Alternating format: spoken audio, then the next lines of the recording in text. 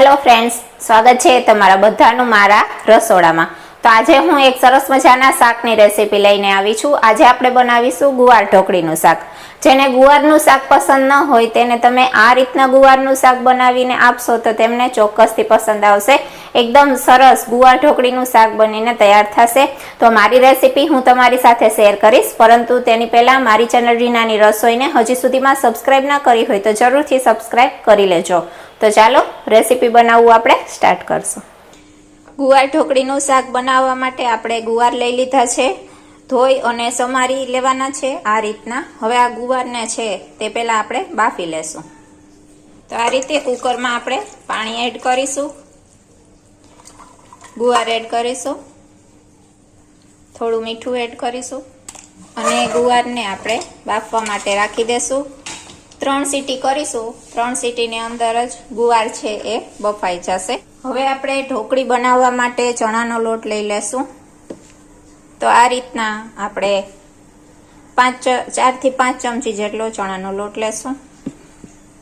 તેમાં 1 ચમચી જેટલો આપણે ઘઉંનો લોટ લેશું। રોટલીનો લોટ જે આવે છે તે, સ્વાદ પ્રમાણે મીઠું, 1 નાની ચમચી જેટલી હળદર, ધાણા જીરું પાવડર 1 નાની ચમચી, અડધી ચમચી જેટલો ગરમ મસાલો, લાલ મરચું પાવડર 2 ચમચી, 2 નાની ચમચી।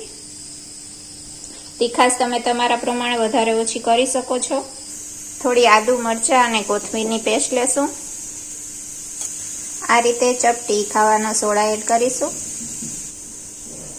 લીંબુનો રસ ઉમેરીશું। હવે આ બધું પ્રોપર રીતે આપણે પહેલા મિક્સ કરી દેશું। હવે આપણે તેમાં જરૂર પ્રમાણે થોડું થોડું પાણી ઉમેરતા જઈશું અને થોડો એવો કઠણ લોટ બાંધીને તૈયાર કરીશું। આ રીતે આપણે થોડો લોટ બંધાઈ જાય એટલે આપણે તેમાં ઉપરથી થોડું તેલ ઉમેરીશું અને સરસ મજાનો આ રીતના લુઓ બનાવીને તૈયાર કરી લેશું। તમે જોઈ શકો છો આવો લોટ બાંધ્યો છે મેં, તમે જોઈ શકો છો આવો બાંધવાનો। તો ઢોકળી માટેનો લોટ બનીને તૈયાર છે।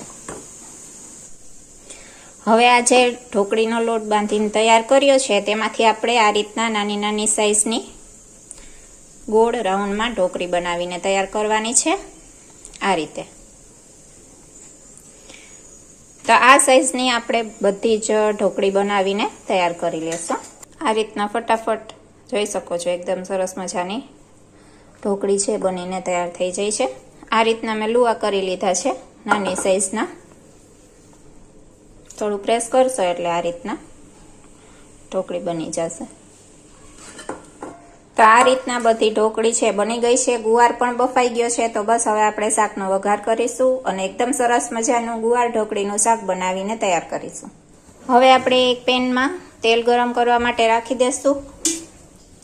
તેલ છે આ શાકમાં ચડિયાતું લેવાનું। તો આ રીતે 3 થી 3.5 પાવરા જેટલું તેલ લઈ લેવાનું છે। રાઈ એડ કરીશું। રાઈ ફૂટે એટલે આખું જીરું, થોડા અજમા આપણે હાથથી આવી રીતના ક્રશ કરી અને એડ કરીશું, જેથી ગુવારનું શાક છે પચવામાં સારું રહે। મીઠા લીમડાના પાન, થોડી હિંગ એડ કરીશું। સમારેલું લસણ લીધું છે, લસણની કળી આ રીતના સમારીને લઈ લીધી છે તે એડ કરીશું। થોડી સાતળી લેશું। આ રીતે લસણ થોડું સતળાઈ જાય એ પછી આપણે આ રીતના એકદમ ઝીણી સમારેલા ટમેટા લીધા છે,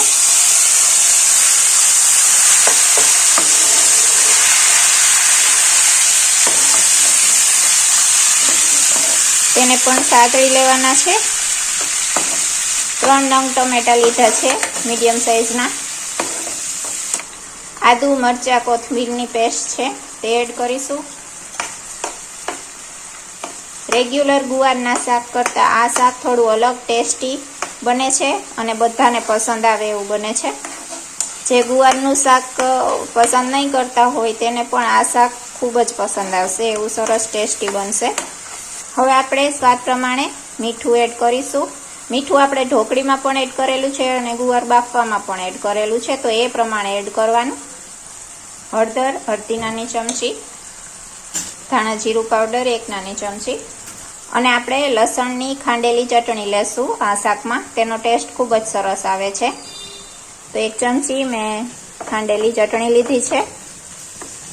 બધું પ્રોપર રીતે મિક્સ કરી દેશું. હવે આ બધું છે પ્રોપર રીતના થોડી વાર ચડવા દેશું. ટમેટા ચડી જાય ત્યાં સુધી મીડિયમ ગેસની ફ્લેમ ઉપર આપણે ઢાંકીને ચડવા દેશું. આ રીતે મીડિયમ ગેસની ફ્લેમ ઉપર ઢાંકીને થોડી વાર માટે ચડવા દેશું. ટમેટા અને મસાલો પ્રોપર રીતના સતળાઈ જાય ત્યાં સુધી જોઈ લેશું. તો આ રીતે બધું એકદમ સરસ રીતે સતળાઈ ગયું છે. ટમેટા પણ એકદમ સરસ સતળાઈ ગયા છે. હવે આપણે આની અંદર બાફેલો ગુવાર એડ કરવાનો છે. આ રીતે આપણે ગુવાર જે બાફેલો હતો તે પાણી સહિત જ ઉમેરી દેવાનો છે. મિક્સ કરી દેશું.